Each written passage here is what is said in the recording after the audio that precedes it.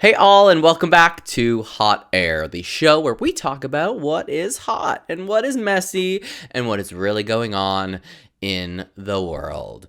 I'm Josh, your host, and happy 4th of July, I guess. Today is the 4th of July, unless you're listening to this not on the 4th of July, then it is not the 4th of July. And while everyone is out here barbecuing and lighting fireworks, celebrating freedom, I cannot help but think about all the ways that this country is acting completely un-American right now. I'm Canadian. I immigrated here so that I could live the dream, and trust me, for a while I was living the dream. It doesn't really feel that way as much anymore. I've been thinking a lot about the founding documents of this country that I was not taught in school in Canada, but they talk about life, liberty, the pursuit of happiness. But is that really what is happening today? Doesn't feel like it. I've been a little bit conflicted about whether or not I should even celebrate the 4th this year. I was supposed to go to an event that, after thinking about it a little bit deeper, I felt might be heavily Republican and very straight. And so I removed myself from that situation, which I'm pretty proud of myself because I will have FOMO. We were going to be on yachts, but it's better for my mental health, and I can't talk shit about the people that hate people like me and then spend some time with them or spend time with people that potentially might be okay with hating the queer community. So while I was trying to balance, should I celebrate, should I not celebrate, there are some great things about this country. The great things are that a lot of people are standing up for what they believe in. A lot of people are supporting the queer community. There are, of course, a lot of people that are not, but when you weigh the negative against the positive, it's about 50-50 split. So I am going to celebrate. I'm going to celebrate with my gay friends this year. I'm going to celebrate the 4th. I'm going to celebrate all the things that I've overcome in life, immigrating to this country, and coming here from Canada to live a dream without an apartment, without a job, without money, and making shit work. And now I am a green card holder. And that is part of the pursuit of happiness, freedom for all, the opportunities that are here, and not to mention the beautiful beaches and sunshine in California. But that is why people come to this country. And I mean, oh God, I could keep going, but we're going to get into all of this in the episode. But whether you're celebrating or you're not celebrating, I've got some really shitty things to share with you, and I've got some very positive things to share with you. So let's just get into it. Let's hit it.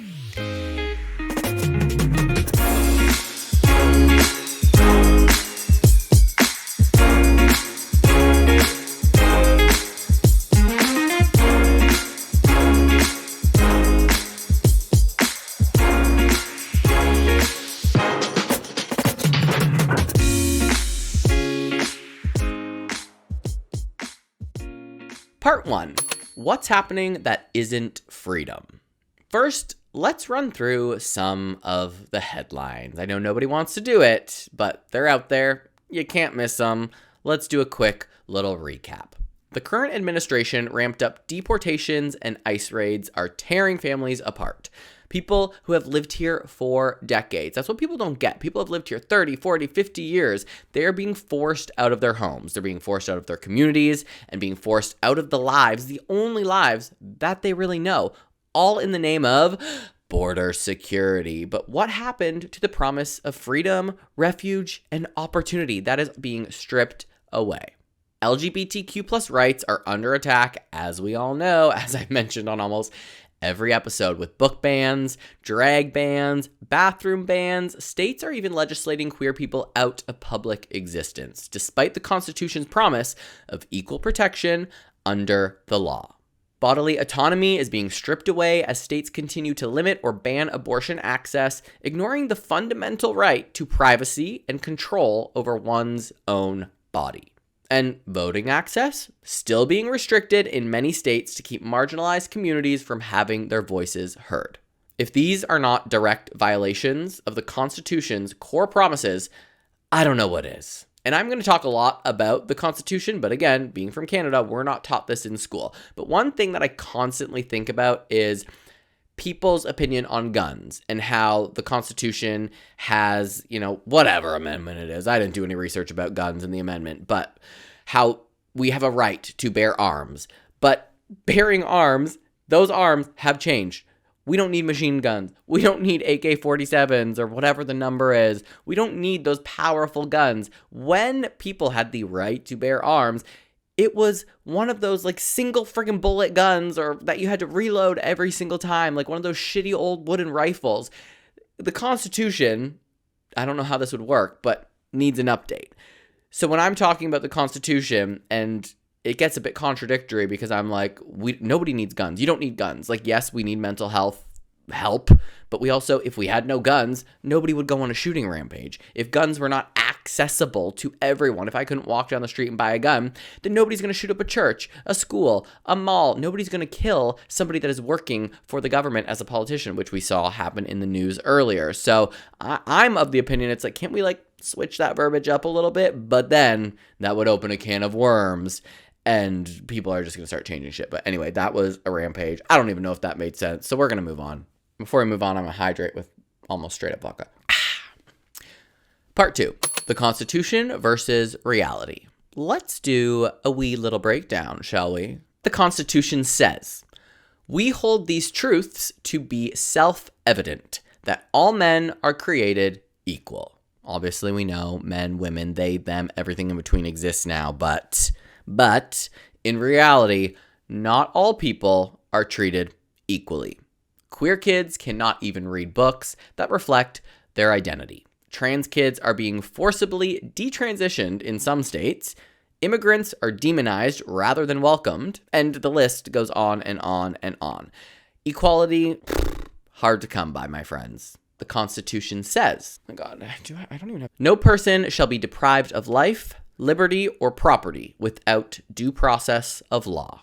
But reality says that people are being detained indefinitely in ICE facilities with little to no due process, or forced to wait in unsafe conditions at the border. The Constitution says, Congress shall make no law abridging the freedom of speech. But reality says, educators, librarians, and performers are being silenced, threatened, or fired simply for sharing queer stories or performing in drag. So if America wants to brag about freedom, it's time to actually live up to it. Freedom for all. Part 3. What does freedom really mean? Today, while the fireworks go off and the patriotic Instagram stories start rolling on out and everyone's wearing red, white, and blue, I invite you to ask yourself this. What does freedom actually mean to you? Who has it and who doesn't? And what are you willing to do to help others achieve it? Because true patriotism is not a blind celebration. It's not running around on the beach with sparklers in your hand and wearing red, white, and blue and getting wasted in the pool. It's holding our country accountable to its promises and refusing to settle until everyone gets to live with dignity, equality, and safety. It's fun to celebrate, but it's going to be very hard to celebrate if we don't all have equal rights and freedom. Now, I know this is all very heavy because it should be. These are important topics, but I do also want to take a moment to celebrate a lot of the incredible people and the movements proving that real American spirit isn't just fireworks and flag emojis.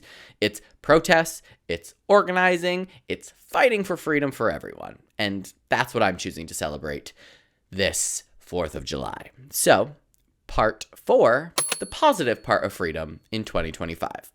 Let's start with the No Kings protest. The No Kings rallies swept across the country, organized to fight against the extreme overreach of the Supreme Court and this administration's attack on fundamental rights. These protests were a direct reminder that America was founded on the idea of no kings, no rulers, and no unchecked power. This number is staggering. Over 4 to 6 million people participated nationwide with rallies in every single state, including massive turnouts in DC, New York, Chicago, LA, and Atlanta, and San Diego. San Diego was off the chain. People showed up with signs reading, "We the people" means all the people, and democracy, not theocracy. Theocracy, that's a hard word to say. It was a powerful moment of reminding our leaders that power ultimately belongs to us. And I think we forget that a lot. We vote. We're the ones who pay taxes. We're the ones who put you in the positions you're in. So you work for us. And then there was the Hands Off March. Earlier this year, 3 to 5 million people across the nation gathered for the Hands Off Our Bodies March, demanding reproductive freedom and bodily autonomy for all. Over 450 events took place across every single state. Talk about showing up. From teenagers to grandmothers, from queer organizers to clergy members, people marched to say that our bodies are not political battlegrounds. Our rights are not up for debate. And it's not just marches. There are incredible people speaking out every single day. People like Brandon Wolf, who I slid in his DMs the other day, so we're going to try and get him on here. He's a survivor of the Pulse nightclub shooting and a tireless LGBTQ plus activist. He continues to speak out against hate while pushing for gun reform and queer protections nationwide. And I hope, fingers crossed, I get the opportunity to talk to him. And Congresswoman Alexandria Ocasio-Cortez, using her platform daily to fight for immigrants, queer rights, economic justice, and environmental protections. And my favorite thing she has ever said is, "Oh, the girls are fighting, aren't they?" That was my fucking favorite. Insane. Hilarious. But this is serious. Okay, focus. Indigenous organizers across the country are fighting for land rights, clean water, and the protection of sacred sites. Real freedom that goes far beyond what's written on paper.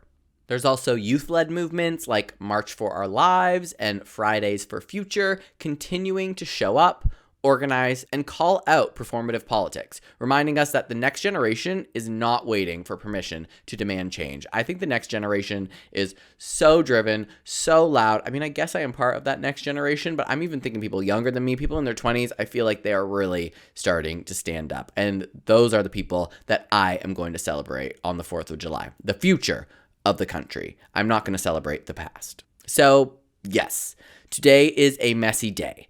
But when I see these protests, these voices, these movements, I try to remember that that is what it means to be American. That is what freedom looks like in action. And that is what gives me hope that we're not done fighting for each other. People are still showing up to support causes that they may not necessarily be a part of.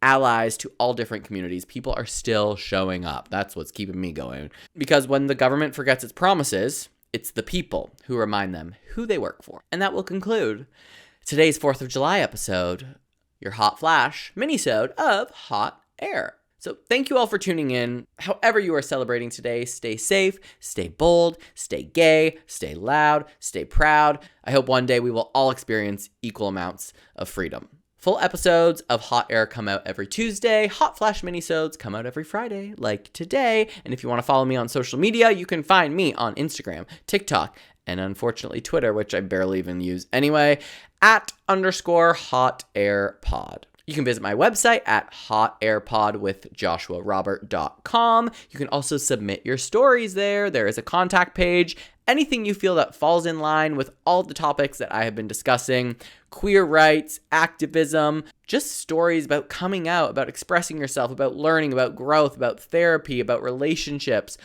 all the things that we all have in common. So I'm very much looking forward to helping share your stories and making sure that we all feel that we're not alone. So anywho, enjoy the fireworks, put on your red, white, and blue, but make sure you are celebrating for the right cause.